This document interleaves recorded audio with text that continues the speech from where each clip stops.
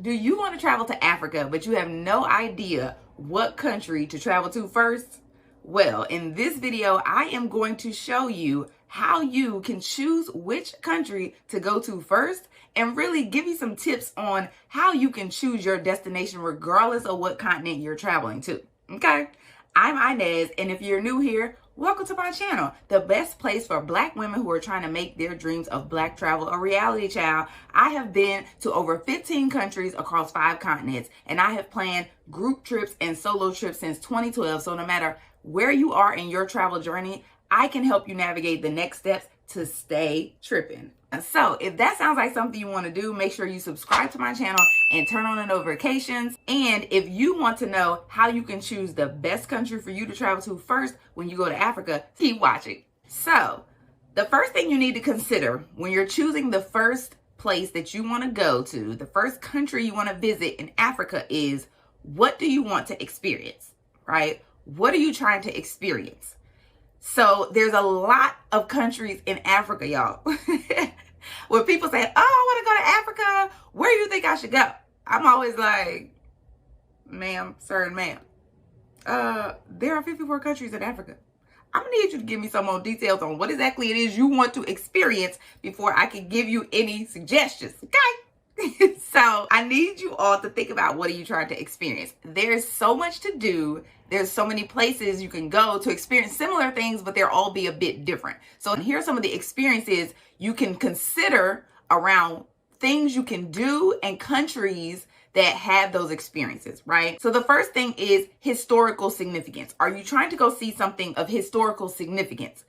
Think of this as places that are World Heritage Sites, right? World Heritage Site is going to be a place that has some sort of cultural, historical, scientific, and other form of significance. It has been considered a place that has outstanding value to humanity, right? So those are places that you want to go to if you're looking for some sort of historically significant experiences. For instance, Robben Island. Robben Island is the place, is the jail where Nelson Mandela was kept for years, right? It's in South Africa. I got a chance to go there when I was in South Africa a few years ago. That is a place of historical significance, right? Thinking about Nelson Mandela's house, which is also in South Africa. Thinking of the Cradle of Humankind, which is supposed to be potentially the place where humanity started on Earth, is also in South Africa, right? These are historically significant places. Also in Ghana. Ghana is where W.E. Du Bois is buried. He is one of the first African Americans. He is the first African American to have a PhD from Harvard, right? So these are some places that you can consider when you're thinking about historically significant places.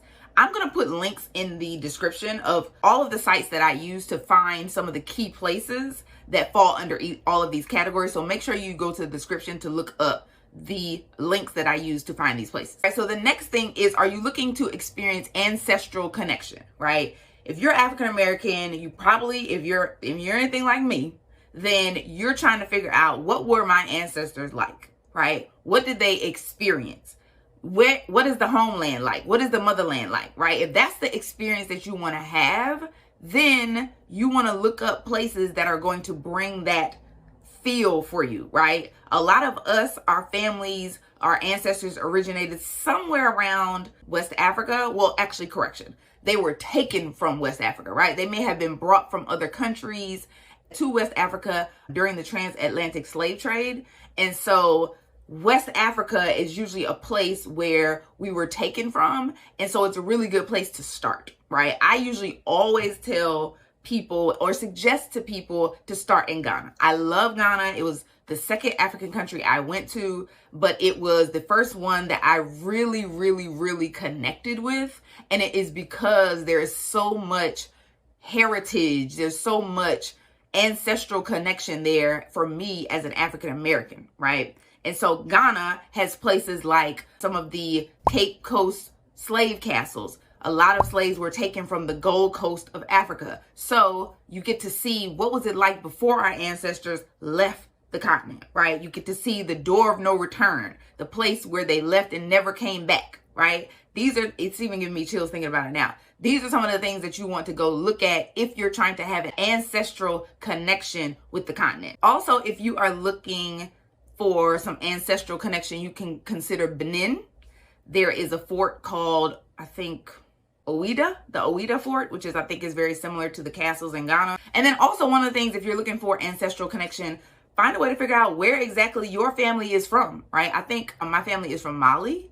And so going there, right? Even if you don't know exactly where your family is from and what tribe they are from, it's still going to feel very deep, right? They're still going to feel the connection there, just because your mind is going to know that at some point your ancestors walked on this land, right? Another thing you want to consider is, do you want to experience magnificent architecture and art, right? Do you want to see cool buildings? Do you want to see cool statues?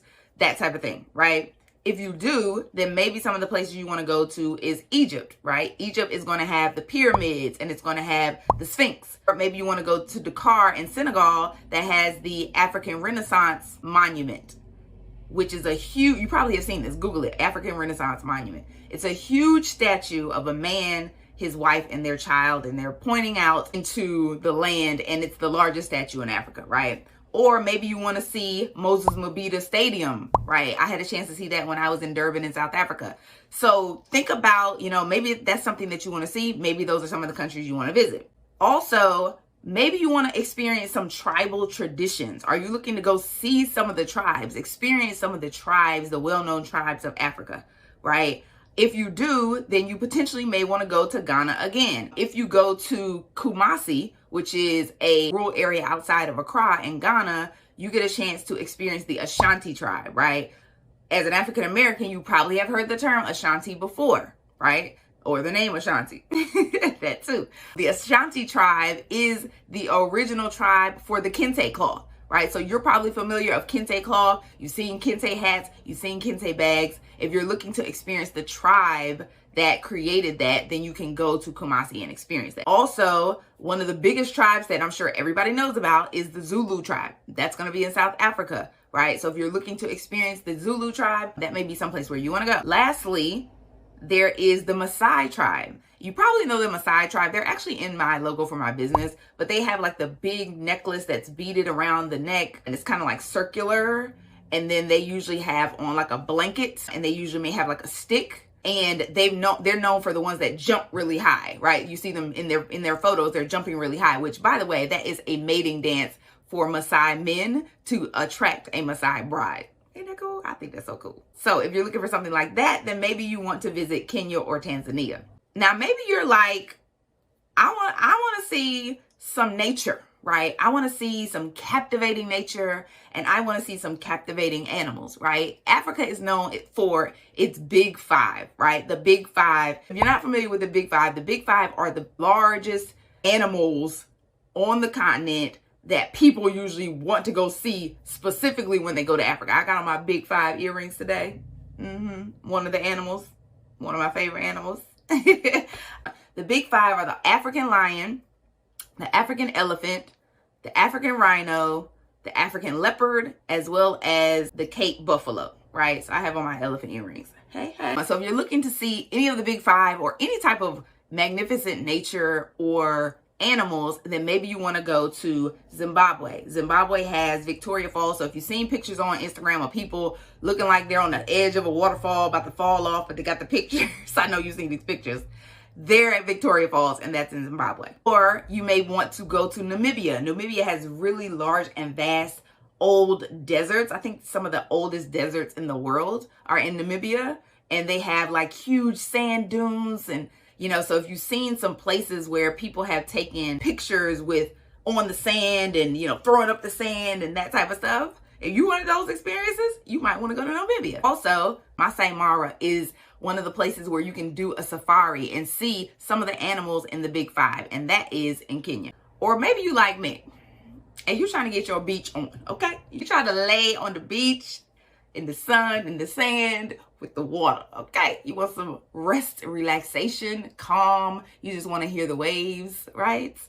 Africa has some amazing beaches as well. Some of the places that you can go are Sao Tome and Principe, I think I'm saying that right, on the Gulf of Guinea, amazing beaches. Mozambique, which is on the Indian Ocean, amazing beaches. The Seychelles, that's a place where I'm trying to go. The Seychelles, I don't know when I'm going, but I'm going, okay? The Seychelles are off of East Africa, amazing beaches. And then also off the coast of Madagascar is an island called Maritas. So if you're looking for the beaches, those may be some of the destinations you want to consider. Now, I know I've given you a lot of information, right? Don't forget the links are going to be in the description of how I found these places and how you can find them as well. Also, the names of them written out so that you can see them and be able to search them for yourself. I give travel guides to all of my clients for their top 2 destinations of, like, you know, those bucket list destinations that they absolutely want to go to, right? I usually give them a guide to use. And in that guide, it helps them figure out, like, you know, what are some of the best places to go in the country? What are some of the words to know before you go? What is the best time of year to go? What is the best way to get around? That type of stuff. So book a sales call with me if you're interested in finding out more about those travel guides, as well as how to make your dreams of Black travel a reality. The second thing that you need to consider when choosing your first country that you want to visit in Africa is how far are you willing to fly, right? Yes, you're gonna have to fly pretty far. Let's just get that out the way. You're gonna be on the flight for a long time, okay? Any country you go to on the continent is going to take you about 15 to 20 hours to get to. Yes, 15 to 20 hours. So figuring out just how long you're willing to be on the plane is really going to help you understand where you should go to first, right? If this is your first trip flying that far, maybe you want to go somewhere that is only 15 hours, maybe 14 hours, 13 hours to get to, right? If you bout it, like, and you really like, nah, I'm going to East Africa, like, come on then, let's go. It's going to take you 20 hours to get there. So it really depends on how far you're willing to fly. I usually suggest that the amount of hours that you have flown should equal the amount of days that you are there, right? And this is if your flight is 10 hours or less, right? If your flight is 10 hours or less, then the amount of hours it took to get there should at least be the amount of days that you stayed. So if it took you 2 hours to get there, you should be there for at least 2 days. If it took you 6 hours to get there, you should be there for at least 6 days. If it took you get the point, right? If it takes you more than 10 hours to get somewhere, right? So say, for instance, we talked about 15 to 20 hours. So if it takes you more than 10 hours to get somewhere, then I suggest that you take those hours, divide them by 2, and you should be there for at least that long, right? So if it takes you 20 hours to get somewhere, I suggest that you be there for at least 10 days. I'm just saying, right? That's too long of a trip to be there for a weekend. And really for me, it's too long of a trip to be there for like 7 days. Like by the time you shift your, jet lag, right? And you're there and you're ready to go, 7 days just is not long enough, personally. And I suggest that you really get a chance to immerse yourself into the culture and the country, because usually when people are flying that far, they're going to Africa, you know, it could be a once in a lifetime trip, right? And so you really want to make sure you spend the time there. So that's something you need to consider, is how long are you willing to fly? The third thing that you need to consider is, of course, how much you're going to spend. If it ain't about the money, it's about the money, okay? So I'm going to say, anytime you're planning to fly to Africa, any country from the East Coast of the United States, so that is DC, New York, Philadelphia, Atlanta. I don't know about the West Coast because I live on the East Coast, so y'all better find somebody who know about the West Coast. You can plan to spend at least $1,000, right? I'm going to say really somewhere between $1,000 and $1,200 you're going to spend on a round trip flight from the East Coast to any country on the continent at this point in time, right? It used to be a little bit cheaper because, you know, back in the day, we didn't have #pandemic going on. So now it's a bit more expensive to fly. So expect to spend that. If you can find a flight that's less than $1,000 round trip, I consider that to be a flight deal. I am not the flight deal expert. I don't usually fly based on flight deal necessarily. But if you can find something less than $1,000 round trip, book it, because that's a flight deal. Now, with regard to how much you want to spend, you want to determine, kind of what's your budget, but also consider that your dollar is worth more in certain countries. So maybe you want to choose the countries where your dollar is worth more, right? When you're deciding which country is the first one you want to visit. So we talked about, you may stay there for a significant amount of time because you're going to stay for at least half of the hours it took for you to get there. So some of the countries that have a good conversion rate are Ghana. Ghana's currency is called the cedi. And the cedi, I think one cedi is 16 cents. Another place is the Seychelles, the beach that I'm going to be going to. They have a currency called the Seychelles rupee. And one Seychelles rupee is 7 cents, right, in US dollars. Also, the Namibian dollar. So the Namibian dollar is worth 6 cents. And then also the South African rand. So the South African rand is also worth 6 cents. So these are countries where your money is long, right? These are countries where your money is going to be long. So maybe you want to go there because you want to stay a long time and you don't want to spend a whole bunch of money, right? So consider that as well when you're deciding what country to go to. Lastly, I would not have had this years ago as a consideration, but of course we are currently in a pandemic, and the fourth thing that you need to consider is the COVID restrictions, right? You need to determine whether or not, you can actually go, right? Is the country open? What are the COVID test requirements? What are the vaccine requirements? How can you navigate inside the country? Are there quarantine requirements? Is there a curfew requirement? Just make sure that you figure out what are the specifics around that too, and consider that heavily, especially in the times that we're in today, to determine which country you want to go to first. I did a video called COVID Travel Restrictions by Country 2022. If you haven't seen that video, go watch it. It has the sites that you can use to find out the travel restrictions for the countries that you're considering going to. And you can just look, use that video to find out what are the travel restrictions for any of the countries that you're considering, and then make sure that you follow up and look at those restrictions often as you're deciding when you're going to end up going. All right, y'all, that's it. That's all. If you're trying to decide which African country to visit first, I hope this video gave you some things to consider when choosing your destination. Let me know in the comments what African country you're planning to go to, and also what are the things that you are trying to experience when you're there and why. I really want to know which countries y'all are interested in so I can bring you more information on those countries specifically. I do offer coaching, so book a one-on-one sales call with me if you're interested in making your dreams of travel to Africa a reality. If you want to dive into Black travel without booking a flight because you're not about to be traveling in these pandemic streets, I got you.